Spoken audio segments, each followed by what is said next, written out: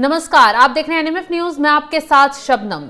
2020 में दिल्ली दंगों को लेकर दिल्ली पुलिस ने कोर्ट में जो खुलासा किया है उससे हर कोई हैरान है। कोर्ट में दंगे किसने भड़काए, कैसे भड़के, इसको लेकर बांग्लादेशी कनेक्शन सामने आया है। इसके साथ ही साथ शर्जिल इमाम और उमर खालिद ने कैसे साजिश के तहत वहां दंगइयों को भेजा, बांग्लादेशियों को इकट्ठा किया और कैसे ये लोग इस साजिश से पीछे रहे, इनका नाम आगे ना आए, बिहार में बैठे रहे। इस पूरी जांच पड़ताल का खुलासा दिल्ली पुलिस ने कोर्ट में कर दिया है। तो इस पर पूरी जानकारी और चर्चा के लिए हमारे साथ जुड़े हुए हैं वरिष्ठ पत्रकार पंकज प्रसून जी। पंकज जी, दिल्ली पुलिस ने कोर्ट में उमर खालिद को लेकर और दिल्ली दंगों को भड़काने की साजिश को लेकर भयंकर खुलासा कर दिया है। विस्तार से आप पूरा मामला बताइएगा। दिल्ली पुलिस ने सिर्फ खुलासा नहीं किया, दिल्ली हाई कोर्ट में जो दिल्ली दंगों से जुड़ा जो मामला चल रहा है उसमें सबूत भी पेश किए और दिल्ली पुलिस ने दावा किया है कि उमर खालिद और उसके जो पिता थे वो बांग्लादेशी घुसपैठियों को लाने गए थे उन इलाकों में जहां जहां बांग्लादेशी घुसपैठिए रहते हैं, जैसे जहांगीरपुर में। इतना ही नहीं, इसके जो उमर खालिद, शर्जिल इमाम, इस तरह के जो लोग थे, दिल्ली पुलिस ने बताया कि 3 कैटेगरी के लेयर बनाए गए थे नेताओं के। नीचे के जो नेता थे जैसे शर्जिल इमाम, उमर खालिद, इस तरह के लोग थे, इनका काम ड्यूटी दिया गया था कि आप लोगों को भर भर के लाओ, शाहीन बाग में लाओ, जंतर मंतर में लाओ। और इसके जो पिता थे शर्जिल, ये उमर खालिद के पिता, ये गए थे बांग्लादेशी घुसपैठियों को लाने, जुटाने वहां पे। और जितने लोग लाए गए थे, आरोप यह है कि अवैध बांग्लादेशी घुसपैठियों को जंतर मंतर पर आने के एवज में 500-500 रुपए दिए गए थे कि तुम यहां। उसके बाद जो लोग आए जंतर मंतर पे, उन लोगों को बकायदा एड्रेस किया उमर खालिद ने। और उमर खालिद ने यह कहा कि मैं अगर रहूंगा उन दंगों वाले इलाकों में तो पुलिस को मेरे पे शक होगा, तो तुम्हें तुम्हारा काम समझा दे रहा हूं। और फिर मैं खालिद की तरफ से जो वकील पेश हो रहे हैं वो यही कह रहे हैं कि उमर खालिद तो दिल्ली में थे ही नहीं, दंगे भड़काने का आरोप कैसे लगता है, तो बिहार में बैठे थे। नहीं, वाकई सही बात है ये उमर खालिद नहीं थे। उन्होंने तो पूरी बात समझा दी, पूरी बात समझा दी और फिर चले गए। दिल्ली पुलिस का करना था। और उनके मोबाइल चैट, व्हाट्सएप चैट, जो इनके जो इलेक्ट्रॉनिक सर्विलेंस पे जो लगाया था, सबसे इस बात की पुष्टि होती है कि ये और इसके पिताजी उन इलाकों में कुछ दिन पहले थे जहां सब बांग्लादेशी रहते हैं। और उनको उठा उठा के लाया जा रहा था। उसके बाद ये चले गए वहां से, ये बिहार चले गए। और ये जो जत्था आया था जंतर मंतर, इनको 2 टुकड़ों में बांटा गया। एक गया जाफराबाद इलाके में और दूसरा गया जहांगीरपुर इलाके में। और इन्हीं लोगों ने, इन्हीं अवैध बांग्लादेशी घुसपैठियों ने सबसे पहले वहां हिंसा करनी शुरू कर दी। और टारगेट पे थे संपत्ति नुकसान पहुंचाना है और पुलिस पर हमला करना है। लेकिन इस हिंसा के पीछे साजिश क्या थी, क्यों भड़काई गई ये हिंसा? देखिए तात्कालिक कारण तो कहा गया कि सीए एनआरसी का विरोध है। लेकिन सीए एनआरसी का विरोध तो बहुत दिनों से चल रहा था। मेन जब हिंसा शुरू हुई तो टाइमिंग पे बहुत सवाल है। टाइमिंग ये कहा जाता है कि डोनाल्ड ट्रंप भारत में लैंड करने वाले थे। और जिस वक्त दिल्ली में डोनाल्ड ट्रंप का प्लेन लैंड करता है, उसी वक्त सड़कों पे हिंसा शुरू होती है। दरअसल ये पूरी साजिश ये थी कि डोनाल्ड ट्रंप जब भारत में आएंगे तो पूरी दुनिया की मीडिया आएगी, पूरी दुनिया की नजर दिल्ली पे रहेगी, भारत पे रहेगी। और उसी वक्त अगर दिल्ली की देश की राजधानी में ही दंगे फसाद होंगे तो पूरी दुनिया में कवरेज मिलेगा इसे। असली मकसद ये था कि भारत की मोदी सरकार को पूरी दुनिया में बदनाम करना और ये साबित करना कि ये सरकार मुस्लिम विरोधी है। देखिए मुसलमानों पे कितना अत्याचार हो रहा है, क्योंकि इन्हें पता था कि जैसे ही दुकानों में आग लगाएंगे, पुलिस वालों पे हमला करेंगे तो सामने पुलिस वाला रिटेलिएट करेगा, इनको काबू करने की कोशिश करेगा। तो उसी तस्वीर को ये दिखाना चाहते थे पूरी दुनिया। पंकज जी, दिल्ली दंगों से जुड़ा, जब दिल्ली दंगे भड़के थे ना, उससे एक दिन पहले एक सोनिया गांधी का बयान वायरल हुआ था जिसमें वो कहती नजर आ रही थी कि अब बहुत हुआ, घरों से बाहर निकलिए, अपनी आवाज उठाइए, ऐसे बंद रहेंगे तो आपकी आवाज दबा दी जाएगी। तो उससे उनके उस बयान को भी इस दंगों से जोड़कर देखा जा रहा है। देखिए दिल्ली पुलिस की चार्जशीट आप पूरी पढ़िए, जो जमा की गई है कोर्ट में।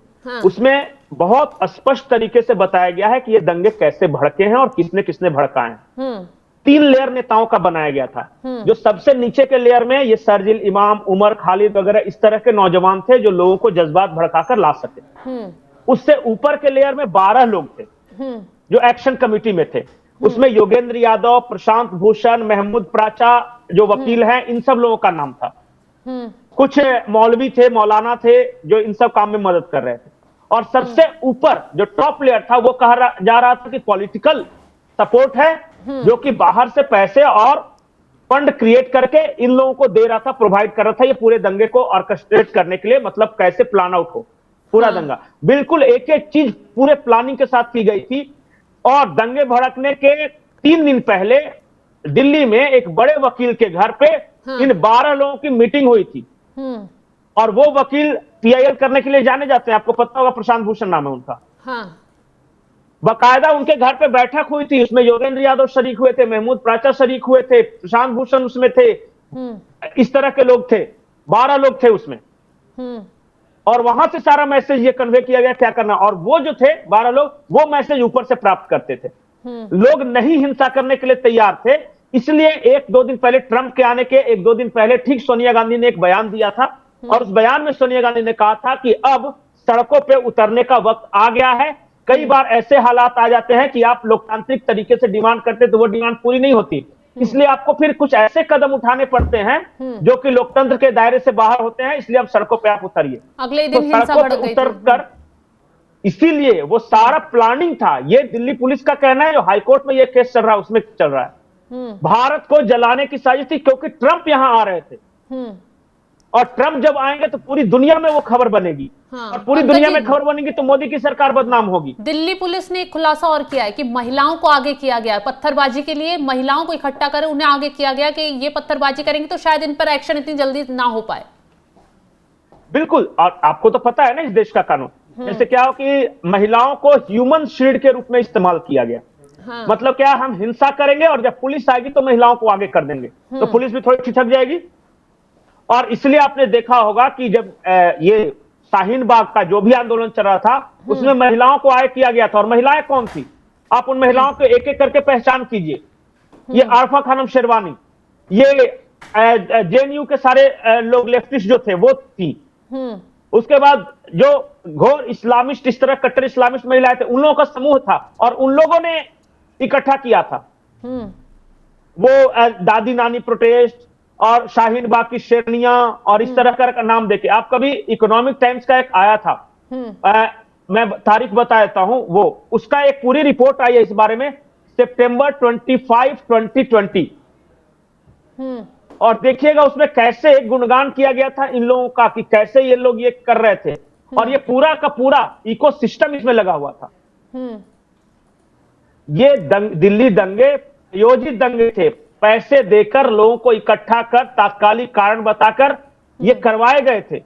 जामिया में भी खुलासा तो ये भी किया है कि जामिया में भी छात्रों को पैम्पलेट्स बांटे गए थे। कश्मीर मुद्दा जिसमें उछाला गया, जिसमें बोला गया कि आप सीएनआरसी के खिलाफ आओ क्योंकि वो मुसलमानों के खिलाफ है, इससे मुसलमानों को खत्म करने की साजिश है। ये सब चीजें दिल्ली पुलिस ने कोर्ट में बाकायदा बताई हैं सबूतों के साथ। बिल्कुल, और तो और दिल्ली पुलिस की मैं चार्जशीट आपको भेज रहा हूं, आप देख लीजिएगा। उसमें मैं सिर्फ एक थोड़ा सा हिस्सा है, वो बता रहे हैं कि कैसे जो 12 लोगों की जो एक्शन कमेटी बनाई गई थी इस दंगों को करवाने के लिए, उन्होंने कब बैठक की, कहां बैठक की, 10 फरवरी को कहां बैठक हुई, क्या पूरा डिटेल्स उसमें लिखा गया है।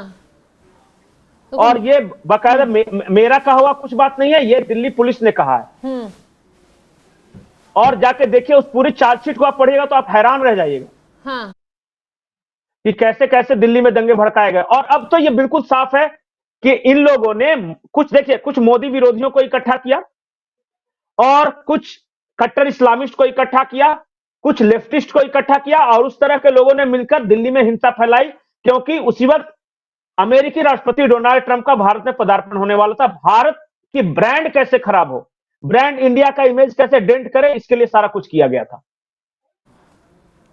ठीक है पंकज जी, बहुत बहुत शुक्रिया तमाम जानकारी देने के लिए। तो अब बड़ा खुलासा दिल्ली दंगों को लेकर हो रहा है। दिल्ली पुलिस ने कोर्ट में कुछ सबूत रखे हैं उमर खालिद की जमानत याचिका का विरोध करते हुए, और जिसमें साफ साफ बताया गया है कि कैसे उमर खालिद ने साजिश रची और साजिश रचकर वो वहां से बिहार चले गए और यहां बांग्लादेशियों को इकट्ठा कर दिल्ली में लाया गया, शाहीन बाग में ठहराया गया और कुछ जाफराबाद में भेजे गए और महिलाओं को पत्थरबाजी के लिए आगे कर दिया गया। सुनियोजित तरीके से ये हिंसा भड़काई गई ताकि मोदी सरकार को अस्थिर किया जा सके। तमाम तरीके के खुलासे अब कोर्ट में पुलिस ने कर दिए हैं, जिससे उमर खालिद की मुश्किलें और उनके बाकी लोग जितने इस केस में आरोपी हैं उनकी मुश्किलें बढ़ती हुई नजर आ रही हैं। तो तमाम खबरों की अपडेट के लिए फिलहाल आप बने रहिए हमारे साथ। नमस्कार।